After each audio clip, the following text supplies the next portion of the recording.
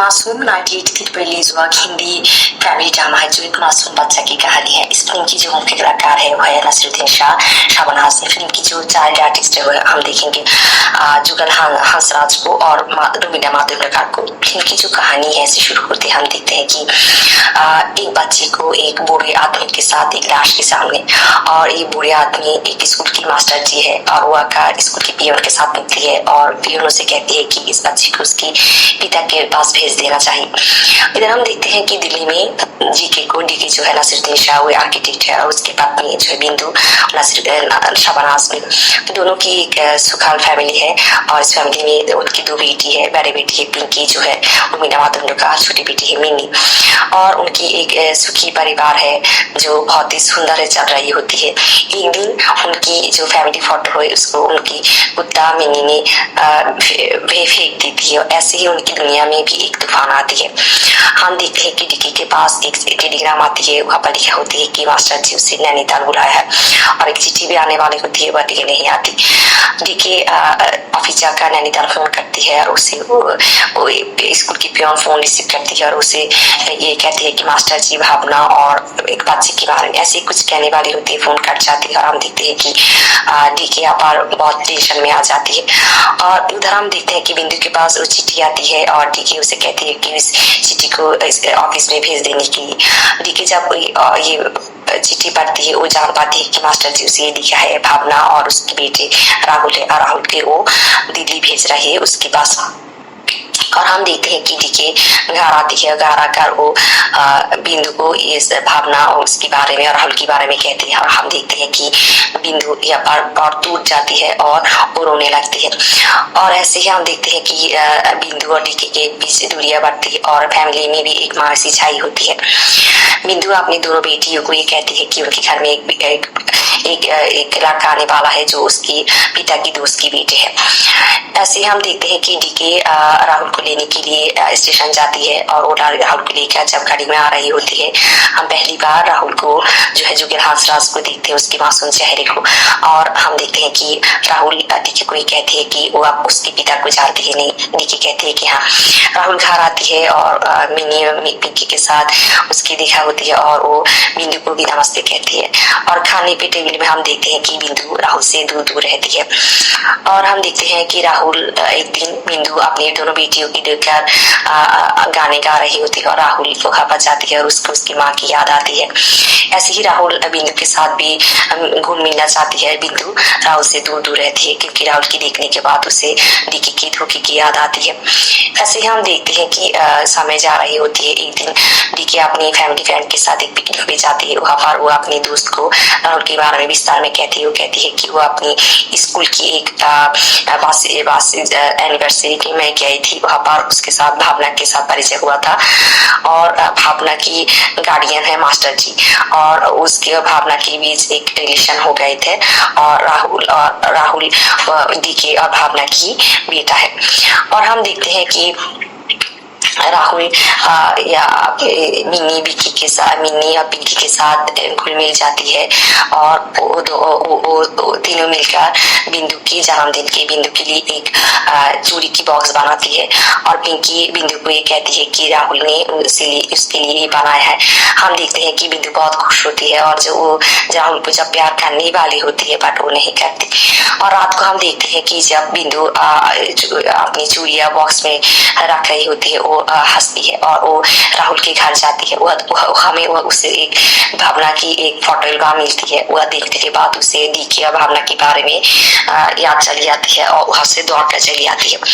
हम देखते हैं कि बिंदु अपनी सहेली तनुजा को राहुल और डीके के बारे में कहती है और बहुत रोती है।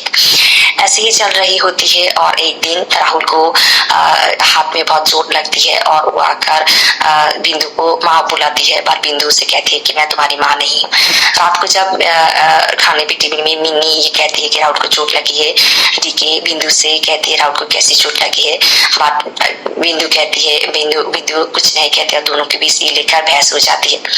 अगले ही दिन हम देखते हैं कि डीके राहुल को लेकर नैनीताल चली आती है, उसको एक स्कूल की बोर्डिंग स्कूल में एडमिशन कराने और हम देखते हैं कि यहाँ पर आने के बाद वो जान पाती है कि मास्टर जी जो भावना की गार्डियन था वो मर गई रही है और उसके पियन के साथ उनकी बातें होती। और हम देखते हैं कि नैनीताल में डीके और राहुल के बीच सुंदर समय कटती है। दोनों बाप बेटे नजदीक आती है और हम देखते हैं कि दोनों दिल्ली लौट जाती है और मिन्नी और पिंकी बहुत खुश होती है। यहाँ पर हम देखते हैं कि एक दिन बिंदु के घर उसकी सहेली तनुजा फिर आती है और तनुजा जो अपने हस्बैंड से दूर था, बट अपने बेटे के लिए वो अपने हस्बैंड के साथ फिर एक हो रही है और वो बिंदु को ये कहती है कि माँ की ममता के सामने औरत नहीं खड़ी हो सकती। हम देखते हैं कि बिंदु को भी एक ममता बोध आती है।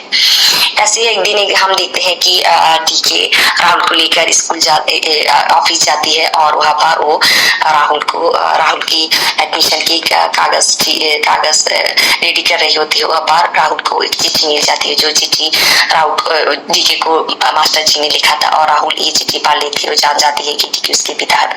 वो घर चली आती है और चुपचाप रहती है और रात को राहुल घर से भाग जाती है। बिंदु जब राहुल को घर में नहीं देखती, वो जाकर डीके को कहती है और सभी मिलकर राहुल को ढूंढना शुरू कर देती है। यहाँ पर एक पुलिस ऑफिसर राहुल को मिलती है और वो राहुल को घर ले आती है और जब राहुल को घर ले आती है, बिंदु राहुल को डांटती है और उसे कहती है कि अगर तुम्हें कुछ हो जाती है, तुम्हारे पापा और मैं ये कहने वाली होती है। वो कहती है कि तुम्हारे अंकल। यहाँ पर हम देखते हैं कि राहुल उसे कहती है कि मैं जानती हूँ कि डीके उसके पिता है और यहाँ पर बिंदु बहुत शॉक्ड होती है। और हम देखते हैं कि डीके जब बाहर से आती है, बिंदु उसे कहती है कि राहुल जानती है कि डीके उसके पिता है और हम देखते हैं कि डीके जाकर राहुल को प्यार करती है। और हम देखते हैं सभी जब सो जाती है, बिंदु भी राहुल के रूम में जाती है और राहुल उसे सॉरी कहती है। यहाँ पर हम देखते हैं कि एक हृदय विदारक एक बहुत ही दर्दनाक दृश्य और हम देखते हैं कि राहुल भी रोती रहती है और यहाँ पर बिंदु भी बहुत इमोशनल हो जाती है और रोती रहती है। अगले दिन राहुल से बिंदु, पिंकी और मिन्नी स्कूल जा रही होती है और राहुल से विदाई लेती है। और हम देखते हैं कि डीके राहुल को डीके स्टेशन के लिए जा रही होती है और गाड़ी में दोनों ही बहुत दुखी होती है।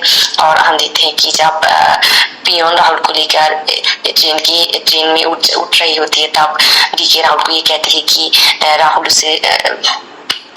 उसे याद करेगा ही नहीं।